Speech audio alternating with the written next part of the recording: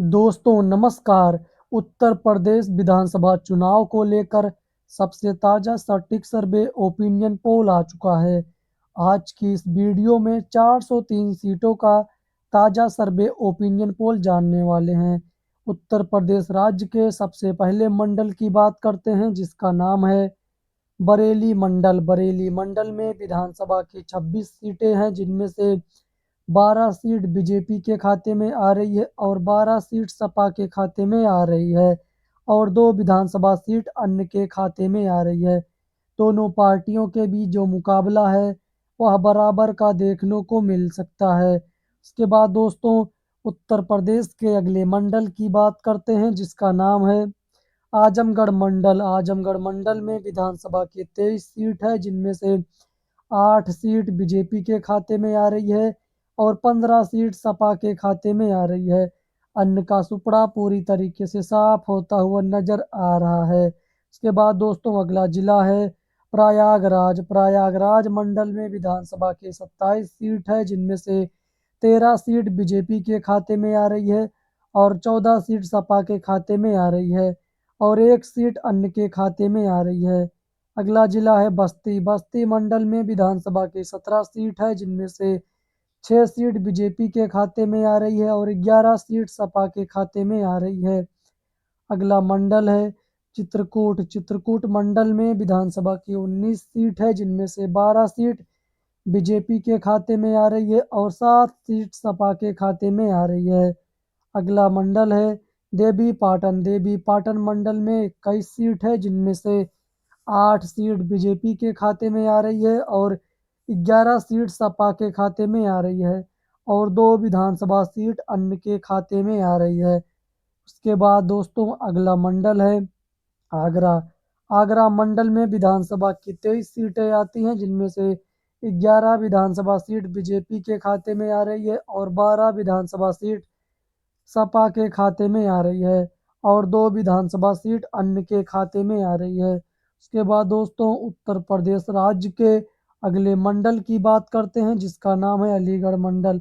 अलीगढ़ मंडल में विधानसभा की 19 सीट है जिनमें से 8 सीट भाजपा के खाते में आ रही है और 11 सीट सपा के खाते में आ रही है। अन्य का सुपड़ा पूरी तरीके से साफ होता हुआ नजर आ रहा है। अगला जिला है गोरखपुर। गोरखपुर मंडल में विधानसभा की 26 सीट है जिनमें से 15 सीट भाजपा के खाते में आ रही है और 10 सीट सपा के खाते में आ रही है और 1 सीट अन्य के खाते में आ रही है। इसके बाद दोस्तों अगला मंडल है अयोध्या।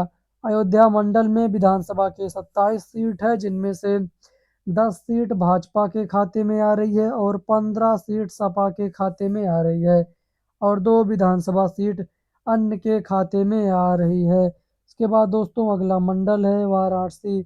वाराणसी मंडल में विधानसभा की 25 सीटें हैं जिनमें से 14 विधानसभा सीट भाजपा के खाते में आ रही है और 11 विधानसभा सीट सपा के खाते में आ रही है। अन्य पार्टियों का सुपड़ा पूरी तरीके से साफ होता हुआ नजर आ रहा है। उसके बाद दोस्तों अगला जिला है सहारनपुर। सहारनपुर मंडल में विधानसभा की 15 सीट है जिनमें से 6 सीट भाजपा के खाते में आ रही है और 9 सीट सपा के खाते में आ रही है। अन्य का सुपड़ा पूरी तरीके से साफ होता हुआ नजर आ रहा है।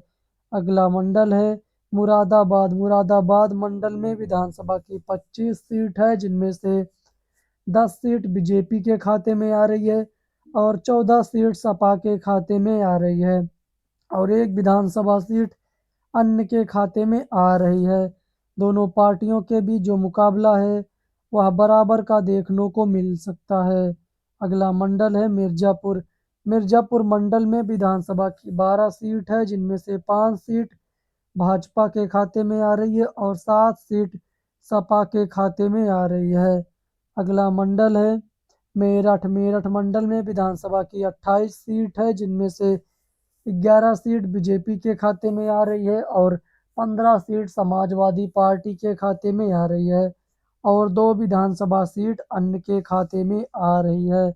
अगला मंडल है लखनऊ। लखनऊ मंडल में विधानसभा की 34 सीट है जिनमें से 15 विधानसभा सीट बीजेपी के खाते में आ रही है और 17 विधानसभा सीट सपा के खाते में आ रही है और 2 विधानसभा सीट अन्य के खाते में आ रही है। अगला मंडल है कानपुर। कानपुर मंडल में विधानसभा की 20 सीटें आती हैं, जिनमें से 8 विधानसभा सीट भाजपा के खाते में आ रही है और 11 विधानसभा सीट सपा के खाते में आ रही है। उसके बाद दोस्तों एक विधानसभा सीट अन्य के खाते में आ रही है। अगला मंडल है झांसी। झांसी मंडल में विधानसभा के 16 सीटें आती हैं, जिनमें से 8 विधानसभा seat BJP Bharatiya Janata party के खाते में आ रही है और 7 विधानसभा सीट सपा के खाते में आ रही है और एक विधानसभा सीट अन्य के खाते में आ रही है। आपको यह आज का ओपिनियन पोल सर्वे जैसा भी लगा हो, हमें कमेंट करके ज़रूर बताइएगा। फिर मिलते हैं एक और ओपिनियन पोल की वीडियो के साथ। तब तक के लिए जय हिंद, वंदे मातरम।